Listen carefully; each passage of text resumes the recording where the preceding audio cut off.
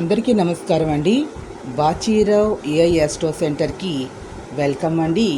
ఈరోజు పంచాంగ వివరాలు తీసుకున్నట్లయితే 28/10/2025 మంగళవారం జయవారం శ్రీ విశ్వావసునామ సంవత్సరం దక్షిణాయనం శరదృతువు కార్తీక మాసం శుక్లపక్షం సప్తమి తెల్లవారుజాము 4:02 తెల్లవారితే అష్టమి, తదుపరి అష్టమి పూర్వాషాఢ మధ్యాహ్నం 12:13 తదుపరి ఉత్తరాషాఢ మధ్యం రాత్రి 8:38 నుండి 10:20 వరకు, అమృత ఘడియలు ఉదయం 7:04 నుండి 8:47 వరకు, దుర్ముహూర్తం ఉదయం 8:17 నుండి 9:08 వరకు, తిరిగి రాత్రి 9:03 వరకు, తిరిగి రాత్రి 10:28 నుండి 11:18 వరకు, రాహుకాలం సాయంత్రం 3 గంటల నుండి 4:30 వరకు, సూర్యోదయం ఉదయం 6 గంటలకి, సూర్యాస్తమయం సాయంత్రం 5:28.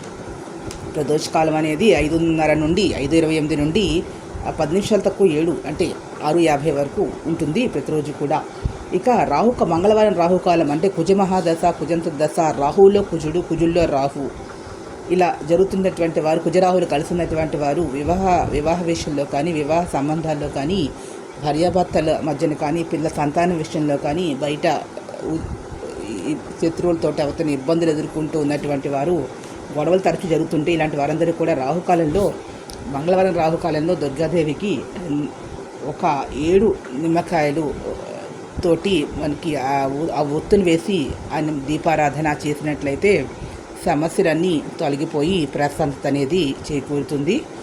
ఈ వారం అన్ని రాశుల వారు ఆరోగ్య సమస్యలతో ఇబ్బంది పడుతున్నటువంటి వారు, ఉద్యోగాల్లో ఎవరైనా ఇబ్బంది పడుతూ ఉన్నట్లయితే ప్రభుత్వ సంబంధమైన విషయాల్లో ఎవరికైతే రవి కుజుడు కలిసి ఉంటారో, కుజుడు రవి కానీ వాళ్ళిద్దరు రవి మహాదశ కుజిత మహాదశ రవి అంతర్దశ ఇలా జరుగుతున్నటువంటి వారు అందరూ కూడా ఈరోజు సూర్యారాధన చేసి సూర్యనారాయణమూర్తికి నమస్కారాలు చేసుకున్నట్టయినా, వీలైతే పాలు పొంగలు పెట్టుకోవడం, లేదు అంటే దేవాలయానికి వెళ్ళి దర్శనం చేసుకుని ఒక 6 ప్రదక్షిణాలు చేయడం చేసినట్లయితే వారు అన్ని విధాలు అనుకూలంగా ఉంటుంది. అన్ని రాశుల వారు కూడా ఈరోజు సుబ్రహ్మణ్య స్వామి ఆరాధన చేయడం అనేది శ్రేయస్కరంగా మీరు జరుగుతుంది.